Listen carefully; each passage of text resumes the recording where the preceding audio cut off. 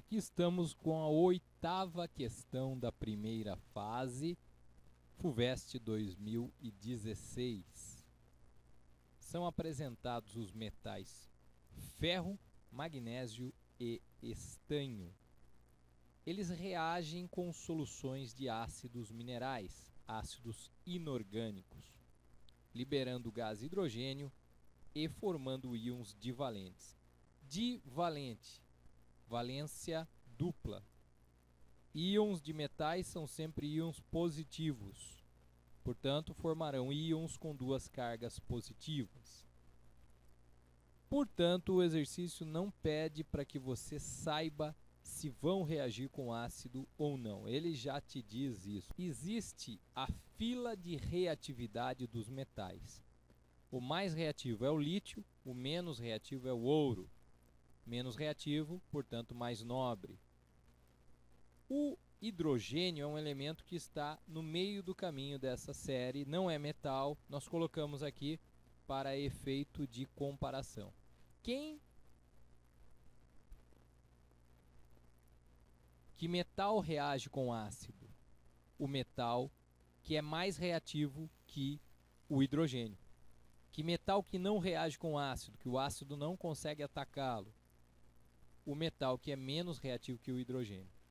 Porque na reação de um metal com um ácido, o átomo do metal tem que deslocar o átomo de hidrogênio do ácido. Então aqui está a explicação de magnésio, ferro e estanho reagirem com ácidos inorgânicos. Agora voltando. Foram feitos 3 experimentos em que 3 amostras metálicas de mesma massa reagiram completamente com solução aquosa de ácido clorídrico. Nas reações com todas as amostras, a concentração de ácido clorídrico utilizada foi a mesma. No primeiro experimento, a composição da amostra metálica era ferro puro. No segundo, parte da massa era impureza e essa impureza era magnésio. E no terceiro experimento, havia também uma impureza, que era o estanho. Portanto, no primeiro experimento, tínhamos 5,6 gramas apenas de átomos de ferro. No segundo, uma parte dessa massa era de átomos de magnésio. E no terceiro, uma parte dessa massa era de átomos de estanho. Na reação com HCl, o que importa é a quantidade de átomos desses metais. Cada átomo é capaz de deslocar um hidrogênio.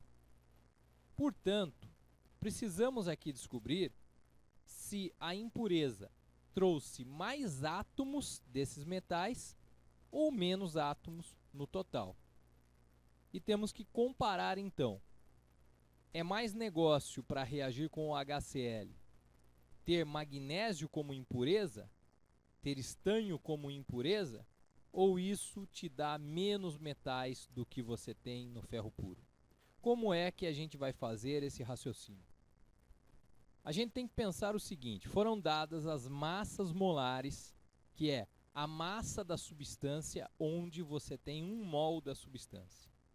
O que significa ter 1 mol da substância? Significa ter 6 vezes 10 elevado a 23 unidades dessa substância. Como estamos falando aqui de metais, ter 1 mol de um metal significa ter 6 vezes 10 elevado a 23 átomos desse metal.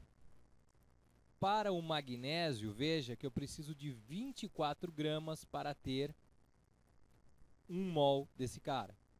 Ferro, eu preciso de 56 gramas, preciso de muito mais. Estanho, eu preciso de muito mais ainda. Fica claro, só de olhar a massa molar que foi dada no exercício, que uma menor massa de magnésio te dá o mesmo número de átomos do que você precisa para ferro e estanho.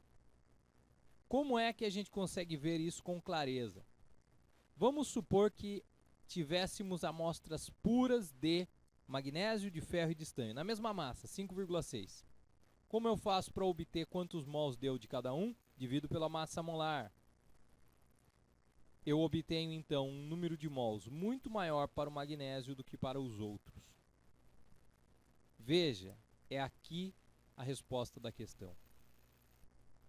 Eu preciso de mais massa para ter o mesmo número de átomos que eu tenho numa massa de ferro, se eu lidar com o estanho.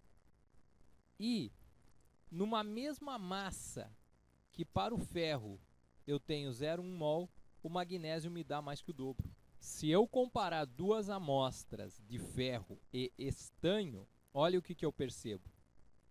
É mais negócio ferro puro. Se eu comparar duas amostras de mesma massa de ferro e estanho, eu percebo que eu tenho mais que o dobro de átomos de ferro do que na amostra de estanho. Olha qual é a conclusão que eu chego. Se eu tiver ferro misturado com magnésio, eu vou ter mais átomos do que no ferro puro. Portanto, vou precisar de um volume maior quando eu tenho ferro misturado com magnésio. Portanto, vou precisar de um volume maior de HCl para reagir com ferro misturado com magnésio. Porém, quando eu tenho ferro misturado com estanho, a massa total vai me dar menos átomos do que no ferro puro. Então, eu vou precisar de menos HCl na minha reação. Portanto, no segundo experimento, onde eu uso o volume V2, é o volume maior de HCl dos 3 experimentos.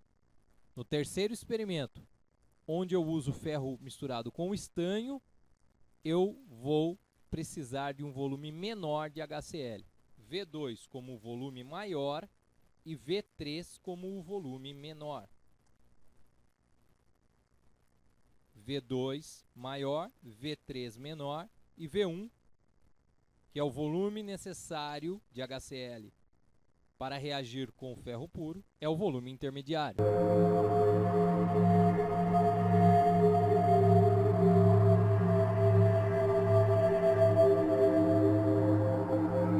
Bom estudo para você!